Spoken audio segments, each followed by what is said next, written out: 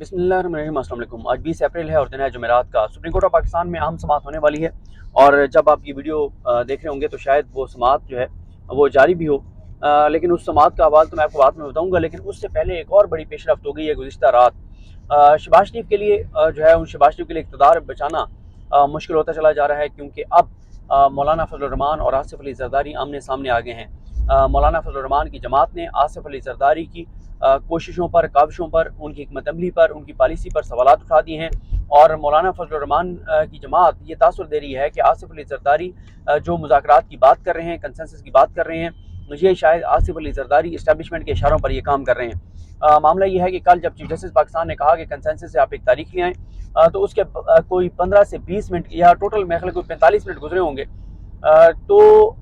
आसिफ अली जरदारी साहब का एक बयान आ गया और उसमें उन्होंने कहा कि मैं खैर मकदम करता हूँ चीफ जस्टिस पाकिस्तान की इन ऑब्जर्वेशंस की, और बिल्कुल मुज़ाकरात होने चाहिए और हमने तो पहले ही कमेटी बना दी है और बिल्कुल कंसेंसस होना चाहिए पोलिटिकल पार्टी के दरमियान। लेकिन उसके साथ ही उन्होंने बिलावल को रवाना किया कि जाओ अपने अंकल फजल रहमान साहब के पास जाओ, उनको मिलो, क्योंकि अंकल फजल रहमान जो हैं वो बड़े उनको अजीज़ हैं। बिलावल बड़े लाडले उनके भतीजे हैं और बड़ा एक दूसरे को जो है वो जिस तरह से मिलते थे जब PDM थी, इक़्तिदार में आने के बाद तो शायद उस तरह की मुलाकातें उतनी ज़्यादा नज़र नहीं आई हमें, लेकिन जब PDM में थे तो बड़ी प्यार मोहब्बत होता था, सदके वारी और कुर्बान जा रहे होते थे एक दूसरे पर, चचा भतीजा बड़ी एक दूसरे के लिए बड़े इनके जज्बात होते थे। वो लाइव मनाजिर बहुत सी बार देखे आपने। तो बिलावल साहब जो हैं वो DI खान पहुँचे मौलाना साहब से मुलाकात के लिए। अच्छा, उस मुलाकात की मेरे पास अपडेट नहीं है कि क्या हुआ, क्या उसमें से निकला, लेकिन ये बड़ी इंपॉर्टेंट चीज़ है कि गुज़िश्ता रात जमीयत उलमा इस्लाम ने एक प्रेस रिलीज जारी की जिसमें बहुत से अहम सवालात उठाए गए और बड़ा सख्त मौक़िफ़ अपनाया गया। साथ ही कल रात को ही जो एक मीटिंग हुई वज़ीर-ए-आज़म शहबाज शरीफ की ज़ेर सदारत इत्तेहादियों की, उसमें जो अलामिया है वो मैं आपके सामने रखता हूँ और फिर आपको बताता हूँ कि JUIF ने क्या कहा है और किस तरह से मौलाना और आसिफ अली जरदारी आमने सामने हैं और शहबाज शरीफ के लिए मुश्किलात जो है वो बढ़ रही हैं। ये जो अलामिया आया इसमें लिखा गया कि वज़ीर-ए-आज़म शहबाज शरीफ की ज़ेर सदारत हुक्मरान जमातों के आला सतह मुशावरती इजलास में अहम फैसला। वज़ीर-ए-आज़म शहबाज शरीफ की सदारत में हुक्मरान जमातों का अहम आला सतही मुशावरती इजलास बुध की शाम वज़ीर-ए-आज़म हाउस में मुनक़िद हुआ, जिसमें मुल्की सूरत हाल का तफसील से जायज़ा लिया गया और आइनी और कानूनी अमूर पर मुस्तक़बिल की हिकमत अमली पर मुशावरत हुई।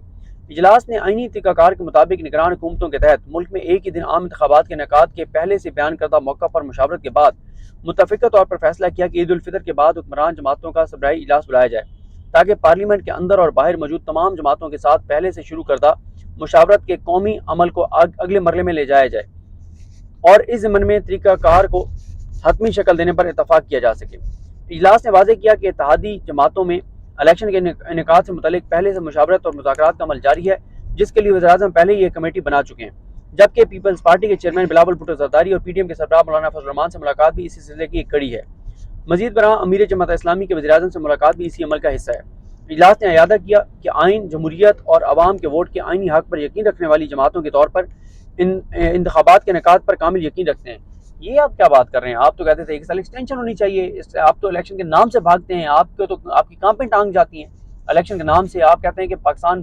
टूट जाएगा अगर इलेक्शन हो गए, तो आप कह रहे हैं कि हम इलेक्शन पे यकीन रखते हैं। उसके बाद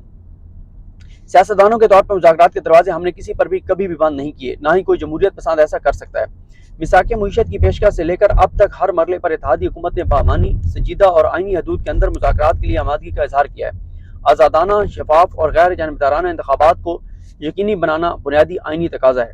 इजलास ने अज़म का अयादा किया कि इंतखाबात के वो तमाम लवाज़मात यकीनी बनाए जाएँ जिनके नतीजे में इंतखाबात के नताइज सब जमातों को काबिल कबूल हों और इलेक्शन के नतीजे में मुल्क किसी नए सियासी अदम इस्तेहकाम से दोचार ना हो, जो रियासत के मुआशी और कौमी मफादात के लिए नाकाबिल तलाफ़ी नुकसान का बाइस बने। यानी इन्होंने बड़े अच्छे बच्चे बन के इन्होंने जो है वो ये अलामिया दिया है शहबाज शरीफ साहब ने कि जी सारी जमातें एग्री हैं, बिल्कुल बातचीत होनी चाहिए, मुज़ाकरात होने चाहिए, हम यकीन रखते हैं, इलेक्शन भी होने चाहिए, ये सारी बातें ये कर रहे हैं। लेकिन उसके बाद जमीयत उलमा इस्लाम का एक प्रेस रिलीज आता है और ये आता है जो उनके तर्जमान हैं JUI के असलम गौरी साहब, उनकी तरफ से, ये अली शेर साहब ने भेजा हुआ था। तो इसमें अली शेर साहब बोल पे आप उनको देखते हैं और पार्लियामेंट के ज़बरदस्त रिपोर्टर्स में से एक हैं और अली शेर साहब जो है वो मजहबी जमातों की बीट्स भी करते हैं اور ویسے وہ ہمارے ایک دوست ہیں وہ کہا کرتے ہیں کہ علی شیر صاحب جو ہیں وہ مذہبی جماعتوں کے اوپر PID ہیں، ان کی سیاست کے اوپر، ان کے معاملات کے اوپر۔ تو علی شیر صاحب نے یہ خبر شیئر کی ہوئی تھی کہ ترجمان جمعیت علماء اسلام اسلم غوری نے اپنے ایک جاری بیان میں کہا ہے کہ سیاسی جماعتیں کچھ خیال کریں، مذاکرات کے خوشنما نام کے پیچھے چھپی تباہی کا اندازہ کسی کو نہیں۔ یعنی وہ کہہ رہے ہیں کہ اس کے پیچھے یہ جو مذاکرات کے خوشنما جو آپ کو چیز ایک نظر آ رہی ہے، اس کے پیچھے تباہی ہے۔ اور وہ کہتے ہیں کہ نیازی کے حوالے سے JUI نے ہر موقع پر جو رائے دی، حالات نے اسے درست ثابت کیا۔ 2013 میں KPK میں حکومت سازی کے موقع پر بات مان لی جاتی تو آج یہ نوبت نہ آتی۔ JUI کے موقف کو 2018 میں تسلیم کر لیا جاتا تو نیازی آج اتنا خود سر نہ ہوتا۔ آج بھی کہتے ہیں کہ مذاکرات کے جھانسے میں نہ آئیں، پھر پچھتانا پڑے گا۔ سیاسی قوتوں سے مذاکرات سے کبھی انکار نہیں کیا، لیکن کیا PTI واقعی ایک سیاسی جماعت ہے؟ PTI بیرونی طاقتوں کا مورا ہے، پہلے کی طرح آئندہ بھی تباہی کے سوا کچھ نہیں دے سکتی۔ کیا سیاسی جماعتیں عدالتی فیصلوں سے ہونے والے نقصانات بھول گئی ہیں؟ سیاسی مارشل لا لگانے والوں کی باقیات سے بھی نفرت کا اظہار کرتے ہیں، کیا ان کو عدالتی مارشل لاؤں سے ہونے والے نقصانات کا اندازہ نہیں؟ تو یہ انہوں نے جمعیت علماء اسلام نے مخالفت کرتی ہے جو PDM حکومت جو مذاکرات کر رہی ہے، جو مذاکرات کی طرف وہ جا رہی ہے آپس میں، اور پھر عمران خان کے ساتھ، اور الیکشن کی ایک تاریخ دینے کے حوالے سے۔ اچھا، یہ بڑا سوال ہے کہ مولانا فضل الرحمان عمران خان سے مذاکرات کی مخالفت کیوں کر رہے ہیں؟ کل میں کسی کو سن رہا تھا، میرے ذہن میں ان کا نام نہیں ہے، لیکن انہوں نے بلکہ مشتاق غنی صاحب کا بیان چل رہا تھا اور بالکل درست تھا کہ مسئلہ یہ ہے کہ فضل الرحمان صاحب کو، ان کی جماعت کو اس وقت جتنی وزارتیں ملی ہوئی ہیں وفاقی حکومت میں، اور نگران حکومت جو KPK کی ہے، جس کو نیوٹرل ہونا تھا، غیر جانبدار ہونا تھا، اس سارے میں جتنی ان کو وزارتیں ملی ہوئی ہیں، یہ وزارتیں وہ اگلے پوری اپنی سیاسی زندگی کے اندر جمعیت علماء اسلام کبھی اتنی وزارتیں نہیں لے سکتی۔ یہ تو ان کی خوش قسمت یہ ہے کہ اسٹیبلشمنٹ نے عمران خان کو اقتدار سے باہر نکالنا تھا، اور اسٹیبلشمنٹ ان کی محتاج تھی۔ اسٹیبلشمنٹ نے ان کی محتاجی میں آ کر ان کو عمران خان کی وجہ سے ان کو آگے کیا، ان کو اقتدار دیا۔ اور پھر میں آپ کو بتاؤں کہ شہباز شریف کے لیے مشکلات جو ہے نا وہ اس لیے بڑھ رہی ہیں کہ پچھلے ایک سال میں اقتدار لینے سے لے کر، زبردستی اقتدار پر مسلط ہونے سے لے کر، اور آج کے دن تک شہباز شریف کی اگر حکومت چلتی رہی تو وہ بندوقوں کے سائے میں چلتی رہی ہے، بندوقوں کی زور پر چلتی رہی، بندوق کی زور پر چلتی رہی ہے،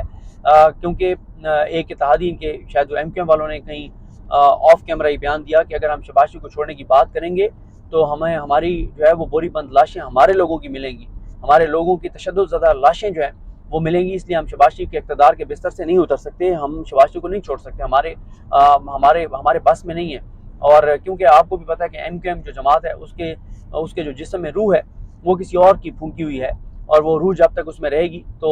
یہ جسم زندہ رہے گا، جب وہ روح نکلے گی تو یہ جسم مردہ ہو جائے گا۔ اور ان کے کیسز ہولڈ کیے ہوئے ہیں، MQM کے کیسز روکے ہوئے ہیں